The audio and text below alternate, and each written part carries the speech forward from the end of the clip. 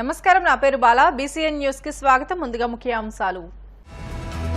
వైసీపీని మళ్లీ ఆశీర్వదించండి. 59 నెలల్లో అద్భుతమైన పాలన అందించామన్న ముఖ్యమంత్రి జగన్.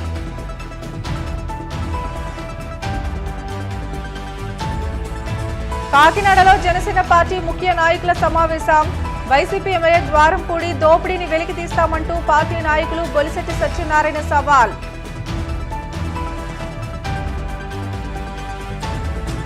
గ్రామాల్లో పులపర్తి అంజబాబు విస్తృత ప్రచారం. కూటమిని అధికారంలోకి తీసుకురావాలంటూ ఇంటింటికి ప్రచారం.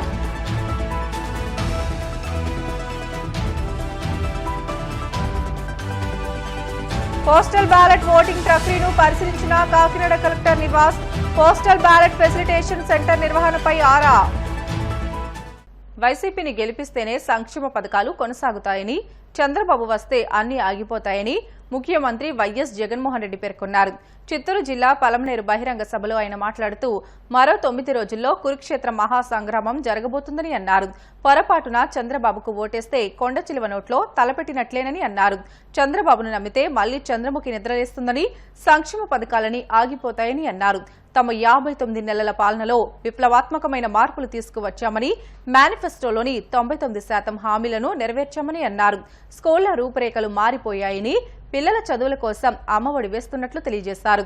ప్రభుత్వ స్కూళ్లలో ఇంగ్లీష్ మీడియం తీసుకువచ్చామని స్పష్టం చేశారు. మహిళల పేరిట 31 లక్షల ఇళ్ల పట్టాలను ఇవ్వగలిగామని అన్నారు. మేనిఫెస్టోను దైవ గ్రంథంగా భావించి హామీలను అమలు చేశామని, అందుకే మళ్లీ తనను ఆశీర్వదించాలని ఆయన కోరారు. 59 నెలల ఈ పాలనలో గతంలో ఎప్పుడూ చూడని మార్పులు తీసుకొచ్చాడు. గతంలో ఎప్పుడూ జరగని విప్లవాలను మీ బిడ్డ ఈ 59 నెలల కాలంలోనే తీసుకుని రాగలిగాడు. మీ అందరినీ కూడా ఆలోచన చేయమని అడుగుతా ఉన్నా. గతంలో ఎప్పుడూ జరగని విధంగా ఏకంగా 2,70,000 కోట్ల రూపాయలు మీ బిడ్డ బటన్ నొక్కడం నా అక్క చెల్లెమ్మల కుటుంబాల ఖాతాల్లోకి నేరుగా వెళ్ళిపోతా ఉంది. ఎక్కడా లంచాలు లేవు, ఎక్కడా వివక్ష లేదు. మీ బిడ్డ పాలన కన్నా ముందు ఈ మాదిరిగా బటన్లు నొక్కడం అన్నది, ఈ మాదిరిగా డబ్బులు నేరుగా నా అక్క చెల్లెమ్మల ఖాతాల్లోకి ఇన్ని పథకాల ద్వారా రావడం అన్నది ఇంతకు ముందు ఎప్పుడైనా జరిగిందా? ఇంతగా ఆలోచన చేసిన ప్రభుత్వం, అక్క చెల్లెమ్మల కోసం, మహిళా సాధికారత కోసం ఇంతగా పట్టించుకున్న ప్రభుత్వం గతంలో ఎప్పుడైనా చూశారా అని అడుగుతా ఉన్నారు. నా అవ్వ తాతలకు ఇంటికే 3,000 రూపాయల పెన్షన్ గతంలో ఎప్పుడైనా జరిగిందా అని అడుగుతా ఉన్నాను. 14 ఏళ్ళు సీఎంగా చేశారంటాడు చంద్రబాబు. 3 సార్లు సీఎం అంటాడు చంద్రబాబు. చంద్రబాబు పేరు చెప్తే ఏ పేదవాడికైనా కూడా ఆయన చేసిన మంచి ఒక్కటంటే ఒక్కటైనా గుర్తుకు వస్తుందా అని అడుగుతా ఉన్నాడు మీ బిడ్డ. మరి ఇలాంటి చంద్రబాబు అధికారంలోకి వచ్చేదాకా అబద్ధాలు, మోసాలు, అధికారం దక్కితే చంద్రబాబు చంద్రముఖి. ఆయన మాయలు, ఆయన మోసాలు ఎలా ఉంటాయో ఒక్కసారి మీ అందరికీ చూపిస్తాను. ఇది గుర్తుందా? 2014లో ఇదే పెద్ద మనిషి చంద్రబాబు నాయుడు ఇదే ముగ్గురితో కలిసి కూటమిగా ఏర్పడి ముఖ్యమైన హామీలు అని అంటూ ఈ పాంప్లెట్ మీద చంద్రబాబు నాయుడు గారు స్వయంగా సంతకం పెట్టిన ఈ పాంప్లెట్ను మీ ప్రతి ఇంటికి పంపించడమే కాకుండా అప్పట్లో ఆయన ఈటీవీ, ఆయన ఏబిఎన్, ఆయన టీవీ5లో అడ్వర్టైజ్మెంట్లు గుర్తున్నాయా? అడ్వర్టైజ్మెంట్లతో ఊదర కొట్టాడు. నేను ఇవాళ అడుగుతా ఉన్నా, 2014లో స్వయంగా చంద్రబాబు నాయుడు సంతకం పెట్టి మీ ఇంటికి పంపించిన ఈ పాంఫ్లెట్లో, ఈ ముగ్గురి ఫోటోలతో ఉన్న ఈ పాంఫ్లెట్లో 2014 నుంచి 2019 ఆయన ముఖ్యమంత్రిగా పనిచేశాడు. మరి ఆయన ముఖ్యమంత్రిగా పనిచేసిన కాలంలో ఇందులో చెప్పినవి ఒక్కటంటే ఒకటైనా జరిగిందా అన్నది నేను మిమ్మల్ని అడుగుతాను, మీరే సమాధానం చెప్పండి, నేను అడుగుతా ఉన్నా. కాకినాడ నగరాన్ని దోపిడీదారుల నుంచి కాపాడుకోవాలని, దీనికి తమ మద్దతు ఎప్పుడూ ఉంటుందని జనసేన పార్టీల నాయకులు పేర్కొన్నారు. కాకినాడను దోపిడీదారుల నుంచి రక్షించేందుకు అంతా ఏకమై వారిని తరిమి కొట్టాలంటూ పిలుపునిచ్చారు.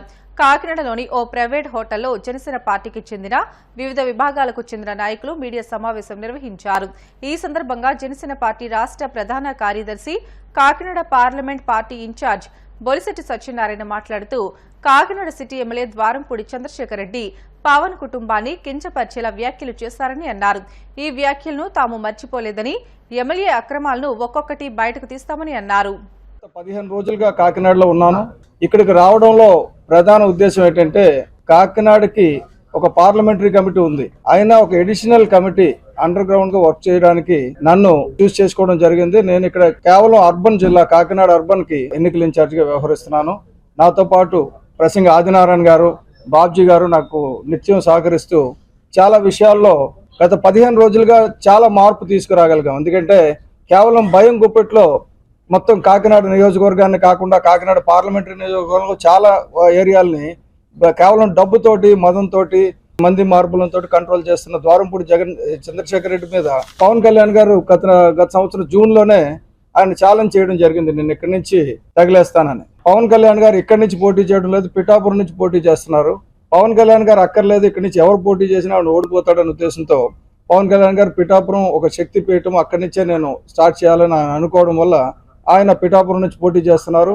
ఇక్కడ వనమాడి వెంకటేశ్వరరావు కొండబాబు గారికి సీట్ ఇవ్వడం, ఈయన గెలుపు గురించి నేను ఇక్కడికి రావడం జరిగింది. ద్వారంపూడి చంద్రశేఖర్ రెడ్డిని కేవలం ఓడించడమే కాకుండా ఆయన జైల్లో పెట్టే కార్యక్రమం చేసేందుకు నేను ఇక్కడికి వచ్చాను. ఎందుకంటే నేను ఏదైనా కార్యక్రమం పట్టుకుంటే ఫినిష్ అయినంత వరకు వదలను. మీకు తెలిసే ఉంటుంది మాడాడవల్లి విషయంలో కోవిడ్ టైంలో అక్కడ అక్రమాలు జరిగి ఏమనంటే పేదలకు ఇల్లు అని చెప్పి మాడాడవల్ని ధ్వంసం చేస్తుంటే ఆ రోజు నుంచి పోరాడి ఒక 3 సంవత్సరాలు పోరాడి మొత్తానికి అక్కడ ఆ మడాడవల్ని మళ్ళీ పునరుద్ధరించే కార్యక్రమం ఈ ప్రభుత్వం చేయిస్తున్నాం. అలాగే అప్పుడు సహకరించిన కలెక్టర్ ఇటువంటి వాళ్ళందరికీ కూడా శిక్షలు పడేటట్టు చేస్తున్నాం. ప్రభుత్వం ఉన్నది, అధికారులు ఉన్నది, వీళ్ళందరూ కూడా ప్రజలకు సేవ చేయడానికి, అంతేగాని పర్యావరణాన్ని, ప్రకృతి వనరులని, సహజ వనరులు దోచుకోవడానికి కాదు. ఇక్కడ వచ్చిన పంది కుక్కల్లాగా తిని బలిసిపోయారండి. ద్వారంపూడి చంద్రశేఖర్ రెడ్డి ఇక్కడికి వచ్చినప్పుడు చూడండి, లైఫ్ నుంచి పైకి వచ్చినప్పుడు ఆయన ఆస్తి అంతా ఇప్పుడంతా ముద్రగడ పద్మనాభం గారి లెక్కలు కాదండి, ఇన్కమ్ ట్యాక్స్ లెక్కలు నా దగ్గర ఉన్నాయి, ఎంతెంత పెరిగింది, ఎలా పెరిగింది, ఎలాగయ్యిందని. అలాగే ద్వారంపూడి చంద్రశేఖర్ రెడ్డి ఆఫ్రికాలో ఏం చేస్తున్నాడు అన్నది మీకు త్వరలో ఒక 3 రోజుల్లో చాలా డీటెయిల్ వివరాలు ఇస్తాను. ఇతని తాలూకు అరాచకాల మీద ఎంత పెద్ద యుద్ధం చేస్తున్నాం అనేది మీకు తెలుస్తుంది. ఈ డబ్బు సంపాదించి డబ్బుతో అధికారంతో మళ్ళీ రాజకీయ అధికారాన్ని కొనుక్కున్నారు. ఇలా జరగడానికి వీల్లేదండి. సామాన్యులకి అధికారం దక్కాలి, సామాన్యులకి అధికారం దక్కాలన్న ఉద్దేశంతో పవన్ కళ్యాణ్ గారు జనసేన అనే పార్టీ పెట్టారు. It's peoples army. ఏమని అనుకున్నారంటే మీ దగ్గర లీడర్స్ ఉండరు. మా ప్రజలు, మా నాయకులు ఎవరంటే జస్ట్ జన సైనికులు, వేరే మహిళలే. వీళ్ళకి అర్థం కానిది ఏంటంటే ఒక ప్రత్యేకమైన పరిస్థితిలో పవన్ కళ్యాణ్ గారు ఈ పార్టీ పెట్టడం జరిగింది. ప్రజల్లో తిరుగుబాటు వస్తే తప్ప ప్రభుత్వాలు మారవు. పరదాలు కట్టుకొని తిరిగే ముఖ్యమంత్రి ఆల్రెడీ పరదాలు కట్టుకున్నాడు. పరదాల దగ్గర కూడా కాదు, రోడ్డు మీదకి వస్తే కూడా భయపడుతున్నాడు. ఆయన చేతితో ఆయన నెత్తి కొట్టుకొని ఎవరో గాయం చేశారని చెప్పి కథలు చెప్తున్నాడు. కోడికొత్తి అయిపోయింది, అన్నీ అయిపోయింది, ఇప్పుడు ఇది చేతితో నెత్తి కొట్టుకొని డ్రామా మొదలెట్టాడు. ఇటువంటి ముఖ్యమంత్రిని ఇంటికి పంపించాలి, ఇటువంటి ద్వారంపూడి చంద్రశేఖర్ రెడ్డిని ఈ జైల్లో పంపించాలి, ఇంటికే కాదు జైల్లో కూడా పంపించాలని చెప్పి ఇద్దరు కూడా త్వరలో జైల్లో ఊచలు లెక్కొట్టుకుని వాళ్ళ చరిత్రలు రాసుకునే పరిస్థితి క్రియేట్ చేయడానికే జనసేన వచ్చింది. చాలా మంది అంటారు తక్కువ సీట్లు తీసుకున్నారు. ఎన్ని సీట్లు తీసుకున్నారు కాదు, అన్ని గెలుస్తున్నాం, అన్ని సీట్లు గెలుస్తున్నాం. 21 సీట్లు ఎమ్మెల్యే గెలుస్తున్నాం, 2 సీట్లు మేము గెలవడం కాదు, ప్రజలు గెలిపిస్తున్నారు. గ్రామాల్లో తమ ప్రచారానికి విశేష స్పందన వస్తుందని, ప్రజలు ఎదురొచ్చి స్వాగతం పలుకుతున్నారని కూటమి భీమవరం నియోజకవర్గ జనసేన పార్టీ ఎమ్మెల్యే అభ్యర్థి పులపర్తి అంజుబాబు పేర్కొన్నారు.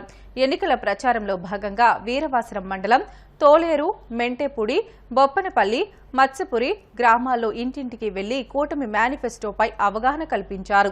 ముందుగా గొల్లవానితిప్పలో మొదలైన అంజిబాబు పాదయాత్రకు కూటమి నుంచి టీడీపీ, బీజేపీ, జనసేన పార్టీల నుంచి కార్యకర్తలు, నాయకులు తరలివచ్చి జేజేలు పలికారు.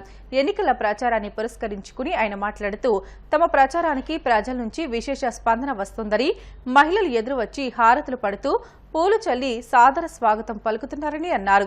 ప్రతి గ్రామంలోనూ చిన్న పెద్ద అనే తేడా లేకుండా తన అభ్యర్థత్వాన్ని పూర్తి మద్దతు తెలియజేస్తున్నారని అన్నారు.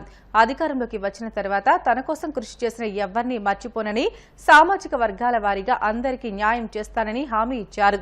ఈ ప్రచార కార్యక్రమంలో సినీ నటుడు పృథ్వీరాజ్, మండల నాయకులు, కార్యకర్తలు అధిక సంఖ్యలో పాల్గొన్నారు.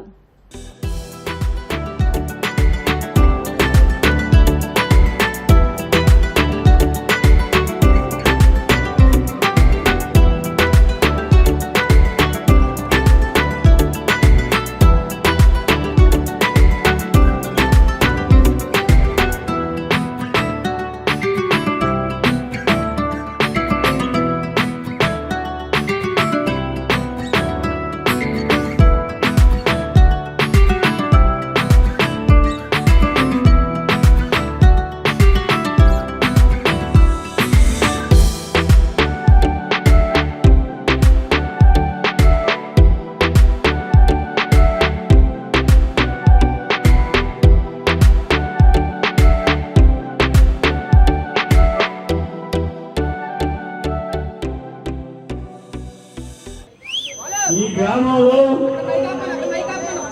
రైతు పొలం వెళ్ళాలంటే నరకయాతన పడేవాడు. పండిన ధాన్యం తెచ్చుకోవాలంటే బస్తాకి 100 రూపాయలు ఖర్చయ్యేది. అటువంటిది ప్రతి రైతు పొలం వెళ్ళి వ్యవసాయం చేసుకుంటా వీలుగా 2 రైతు పంపులు వేశాను. గుంటేరు ట్రైన్ మీద బ్రిడ్జి నిర్మించాను. ఇన్ని సేవలు చేసి ఈ గ్రామాన్ని నేను అభివృద్ధి చేశాను. 2019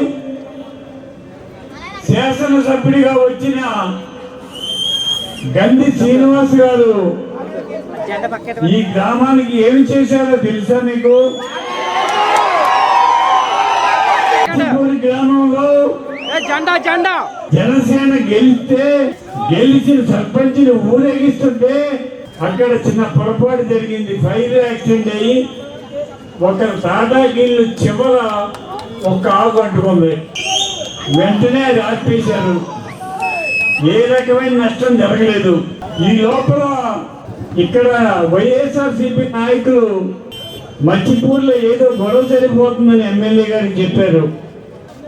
లా అండ్ ఆర్డర్ కంట్రోల్లో పెట్టాలి. అది చేయకోకుండా ఆయనే స్వయంగా కలబట్టుకుని